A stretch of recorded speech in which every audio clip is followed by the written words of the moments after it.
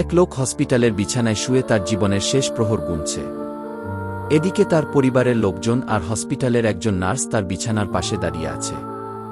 এমতো অবস্থায় মৃত্যুর শয্যায় শুয়ে থাকা ওই ব্যক্তি তার বড় ছেলেকে কাছে ডেকে বলল, বাবা, ঢাকার গুলশানের আলিশান 10টা বাড়ি আমি তোমাকে দিয়ে গেলাম। এরপর তার একমাত্র মেয়েকে কাছে ডেকে বলল, মারে, বনানীর 5টা ডুপ্লেক্স বাড়ি আমি তোমাকে দিলাম।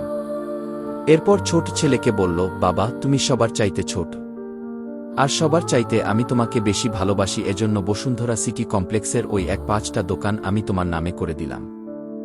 অবশেষে তার স্ত্রীকে বললেন, আমি দুনিয়া থেকে চলে যাওয়ার পর টাকা পয়সার জন্য যাতে কারো কালো মুখ দেখতে না হয়, এজন্য এলিফ্যান্ট রোডের 1-2টা ফ্ল্যাট আমি তোমাকে দিয়ে গেলাম। পাশে দাঁড়িয়ে থাকা নার্স লোক তার স্ত্রীকে বলল, আহারে, আপনি কতই না ভাগ্যবতী মহিলা, এত ধনী একজন স্বামী পেয়েছেন। মৃত্যুর আগে আপনার স্বামী আপনাদেরকে কত ধন সম্পদ দিয়ে যাচ্ছেন। নার্সের এই কথা শুনে লোকটার স্ত্রী বলল, কিসব যাতা বলেন, কিসের ধন, কিসের সম্পত্তি, আমার স্বামী তো পেপার বিক্রেতা। সকাল সকাল পত্রিকা বিতরণ করার জন্য আমাদের সবাইকে লোকেশন ভাগ করে দিচ্ছে। লোকটার স্ত্রীর এই কথা শুনে ওই নার্স আজও পর্যন্ত কুমায় আছে।